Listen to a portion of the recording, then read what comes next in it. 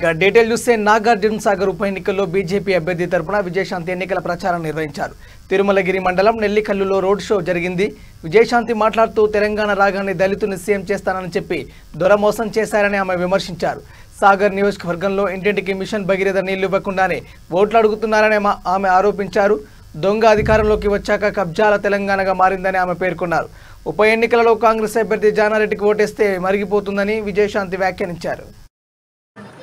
KG to PG చదివిస్తాను అన్నాడు, double bedroom ఇల్లు ఇస్తాను అన్నాడు. ఇలాగ అనేక వాగ్దానాలు చేశాడు. మీకు గుర్తుంది కదా? ఉందా? మీకు గుర్తుందా? మా అక్క చెల్లెలకి ఈ యొక్క వాగ్దానాలు మీకు బాగా నచ్చి ఉంటాయి. ఎన్నికలప్పుడు టిఆర్ఎస్ వాగ్దానాలు నచ్చి కేసీఆర్కి ఓటు వేశారు. టిఆర్ఎస్ పార్టీకి 14లో ఓటు వేశారు. అవునా కాదా? వేశారా?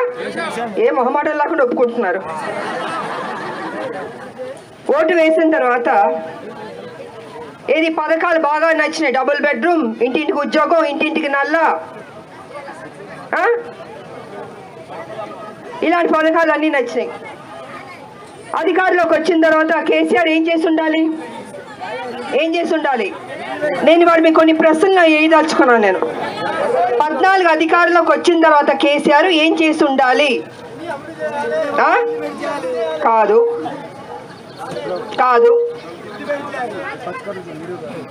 అధికారంలోకి వచ్చిన తర్వాత దళిత ముఖ్యమంత్రిని చేసి ఉండాలి. కానీ దళిత ముఖ్యమంత్రిని చేయలేదు. ఈయన దొడ్డిదారిని వచ్చి ఆయన ముఖ్యమంత్రిగా కూర్చున్నారు. అప్పుడు మీరేం అడిగి ఉండాలి? దొరా, దళిత బిడ్డని ముఖ్యమంత్రి చేస్తానన్నావు కదా, మరి నువ్వు ముఖ్యమంత్రిగా ఎందుకు కూర్చున్నావు దొరా అని మీరు అందరూ